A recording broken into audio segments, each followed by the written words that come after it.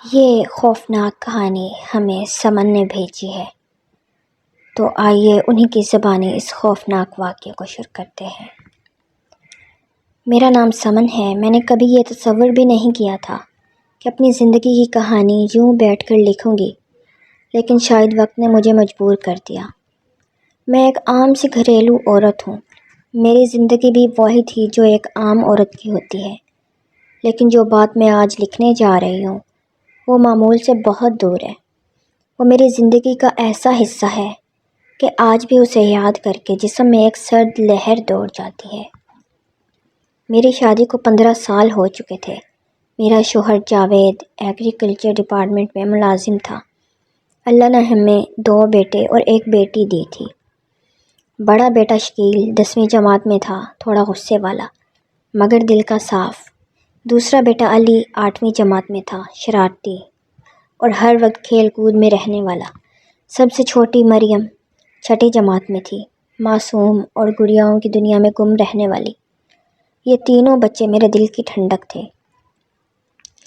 جس واقعے نے سب کچھ بدل دیا وہ اس گھر سے جڑا ہے جس میں ہم حادثے سے 2 سال پہلے آئے تھے۔ یہ گھر ایک سنگل سٹوری مکان تھا، 3 کمرے، ایک کشادہ کچن اور سب سے بڑھ کر بڑا سا آنگن۔ آنگن میرے لیے سکون کی جگہ تھی۔ شام کے وقت جب ہلکی ہوا چلتی تھی تو لگتا جیسے دن بھر کی تھکن اتر گئی ہو۔ لیکن اس گھر کی ایک بات تھی جو شروع سے میرے دل میں چبھتی رہتی تھی۔ کچن کے ساتھ ایک پرانا سا لکڑی کا دروازہ تھا۔ یہ دروازہ آنگن میں نہیں کھلتا تھا بلکہ گھر کے اندر کی طرف کھلتا تھا۔ لکڑی پر زنگ لگا ہوا تھا اور تالا اتنا پرانا کہ کھلتا ہی نہیں تھا۔ شروع میں ہم نے 2-1 بار کوشش کی مگر جب تالا نہ کھلا تو اسے ویسے ہی چھوڑ دیا۔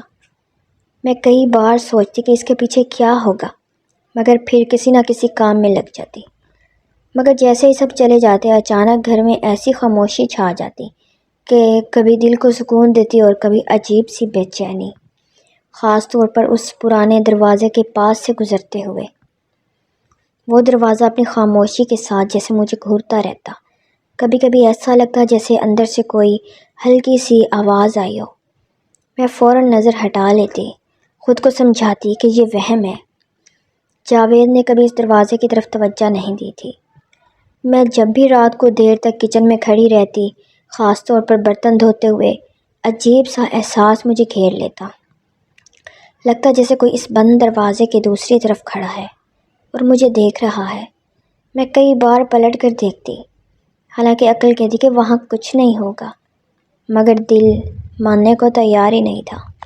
میں خود کو سمجھاتی رہتی کہ یہ میرا وہم ہے، مگر شاید یہی معمول وہ جڑ تھا جو آہستہ آہستہ ہمارے گھر کا سکون بدل رہا تھا۔ وقت گزرتا رہا، بچے اپنی پڑھائی میں گم رہے، جاوید اپنی نوکری میں مصروف اور میں گھر کے کام سنبھالتی رہی۔ باہر سے دیکھنے والے کے لیے ہمارا گھر ایک عام سا گھر تھا، مگر ہمیں خود بھی اندازہ نہیں تھا کہ اس بند دروازے کے پیچھے کیا چھپا بیٹھا ہے۔ یہ سب ایک شام بدل گیا۔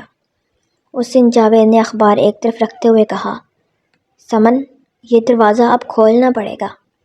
اس کی بات سن کر میرے اندر جیسے کوئی چیز سمٹ گئی۔ دل چاہتا تھا کہ اسے منع کر دوں، لیکن زبان ساتھ نہیں دے رہی تھی۔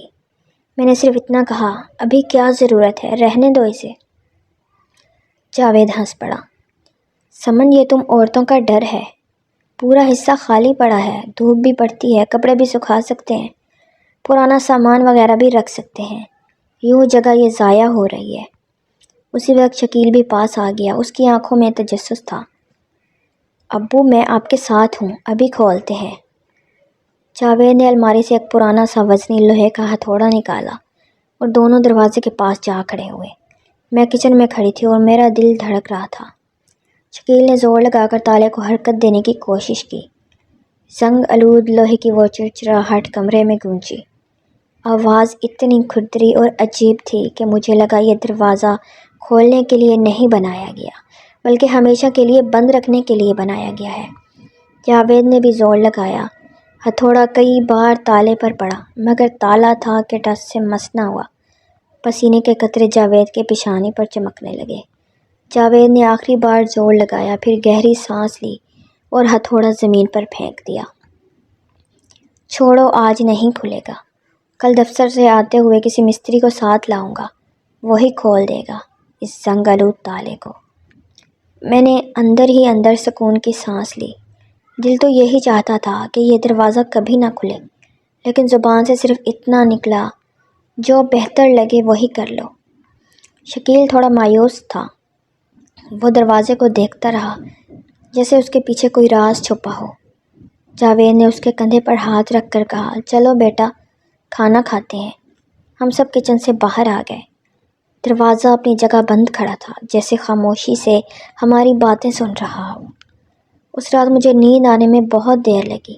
بار بار یہی خیال آتا رہا کہ اگر یہ دروازہ کھل گیا تو جانے کیا سامنے آئے گا۔ دل کہتا تھا کہ یہ محض ایک پرانی جگہ ہے، مگر نہ جانے کیوں ایک انجانا سا ڈر میرے دل میں بیٹھ گیا تھا۔ اگلی صبح سب کچھ بالکل عام تھا۔ بچے اسکول کے لیے تیار ہو رہے تھے۔ جاوید جلدی جلدی چائے پی رہا تھا اور میں ناشتہ سمیٹ رہی تھی۔ جاوید کے ذہن میں البتہ کچھ اور تھا۔ جاتے ہوئے بولا، آج واپسی پر مستری لے آؤں گا، یہ دروازہ آج ضرور کھلے گا۔ یہ سن کر وہی گھبراہٹ پھر دل میں ابھری، مگر میں نے کچھ نہیں کہا۔ شام کے قریب مغرب کے وقت جاوید ایک آدمی کو ساتھ لے آیا۔ درمیانی عمر کا مستری تھا، ہاتھ میں ٹولز کی چھوٹی تھیلی تھی۔ جیسے ہی وہ اندر آیا، سیدھا دروازے کے پاس کیا۔ میں کچن کے دروازے سے دیکھ رہی تھی۔ مستری نے تالے کو گھور کر دیکھا اور پھر بولا، بی بی یہ تو بہت پرانا ہے، 10 منٹ میں کھل جائے گا۔ اس نے ہتھیار نکالے، ہتھوڑا، پیچکس، چمٹا۔ آہستہ آہستہ زنگ آلود تالے کو چھیڑنے لگا۔ شکیل پاس کھڑا دلچسپی سے اسے دیکھ رہا تھا۔ میں اور باقی بچے پیچھے کھڑے تھے۔ آخر کار ایک زوردار جھٹکے کے بعد تالا ٹوٹ گیا۔ دروازے کے قبضے چرچرانے لگے۔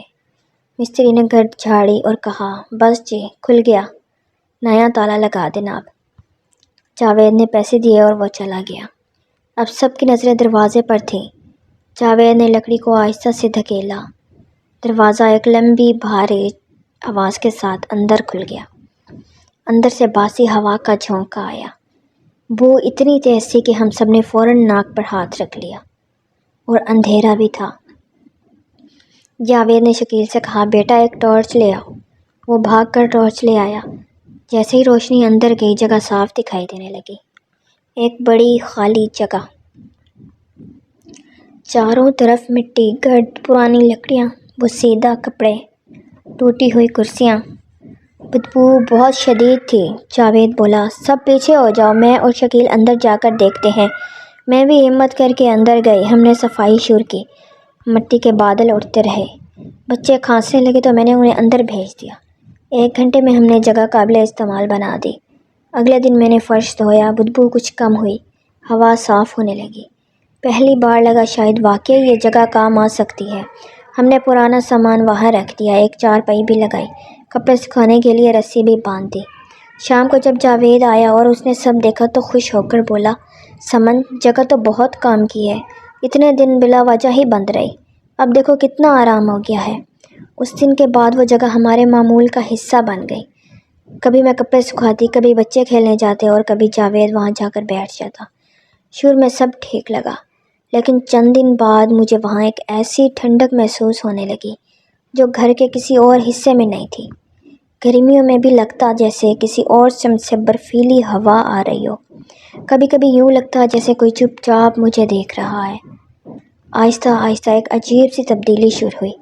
پہلے میں نے اسے وہم سمجھا، لیکن ہر بار جب میں اس خالی جگہ سے باہر آتی، سر بھاری ہونے لگتا، کبھی چکر آتے، کبھی دل متلانے لگتا۔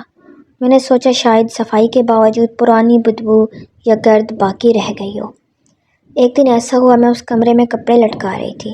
اچانک دل میں گھبراہٹ دوڑ گئی، ہاتھ لرزنے لگے اور آنکھوں کے سامنے اندھیرا سا چھا گیا۔ میں نے گھبرا کر دروازے کا فریم پکڑا اور باہر نکل آئی۔ کپڑے پسینے سے بھیگ گئے تھے۔ شکیل نے مجھے پانی پلایا۔ جب جاوید کو پتہ چلا تو فوراً بولا، سمن یہ سب کمزوری ہے، بہت زیادہ کام کر رہی ہو، کل تمہیں ڈاکٹر کے پاس لے چلوں گا۔ اگلے دن وہ مجھے شہر کے ایک مشہور ڈاکٹر کے پاس لے گئے۔ ڈاکٹر نے تفصیل سے معائنہ کیا، بلڈ پریشر چیک کیا اور پھر بولا، کچھ نہیں ہے، صرف تھکن ہے، آرام کیجیے، دوا دے دیتا ہوں۔ میں نے بھی یہی سمجھا کہ شاید واقعی جسمانی کمزوری ہے، لیکن مسئلہ وہیں کا وہیں رہا۔